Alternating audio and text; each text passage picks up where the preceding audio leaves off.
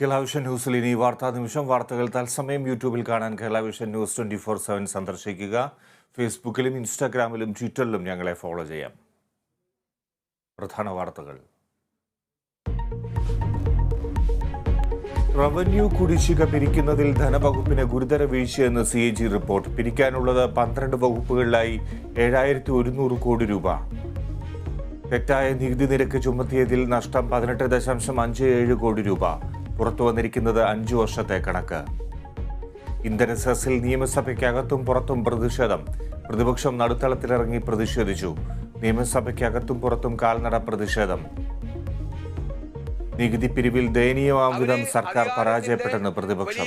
ഗിരിശൃംഗത്തിൽ ഇരിക്കുമ്പോൾ സാധാരണക്കാരെ കാണാൻ കഴിയാതെ പോകുന്നതിന്റെ ഏറ്റവും ഉദാത്തമായ ഉദാഹരണമാണ് ഈ നികുതി നിർദ്ദേശങ്ങൾ പിൻവലിക്കാൻ അവർ തയ്യാറാകാതിരുന്നത്. നികുതി പിരിവിൽ ദയനീയമാം വിധം ഈ സർക്കാർ പരാജയപ്പെട്ടിരിക്കുന്നു. ധനമന്ത്രിയുടെ സുരക്ഷ വർദ്ധിപ്പിച്ചു. കൊല്ലത്ത് സ്വയം ചിതയൊരുക്കി ഗൃഹനാഥൻ ആത്മഹത്യ ചെയ്തു. മാറനാട് സ്വദേശി വിജയകുമാറിന്റെ ആത്മഹത്യ കടബാധ്യതയെ തുടർന്ന്. എറണാകുളം ചെറായിൽ ഭാര്യയെ കൊലപ്പെടുത്തിയ ഭർത്താവ് കായലിൽ ചാടി ജീവനൊടുക്കി. അദാനി വിഷയത്തിൽ പാർലമെന്റിൽ ചർച്ച ആവശ്യപ്പെട്ട പ്രതിപക്ഷം. സംയുക്ത പാർലമെന്ററി സമിതി അന്വേഷിക്കണമെന്ന ആവശ്യം.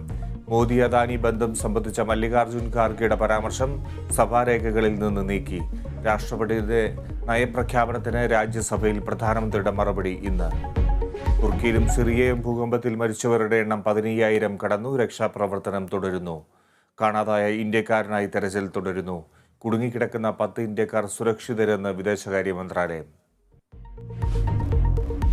ലോക ക്ലബ് ഫുട്ബോളിൽ റയൽ മാഡ്രിഡ് ഫൈനലിൽ. സെമിയിൽ ഈജിപ്ഷ്യൻ ക്ലബ് അൽ അഹ്ലിയെ തോൽപ്പിച്ചു. ISL-ൽ ഇന്ന് ജംഷഡ്പൂർ മോഹൻ ബഗാൻ പോരാട്ടം.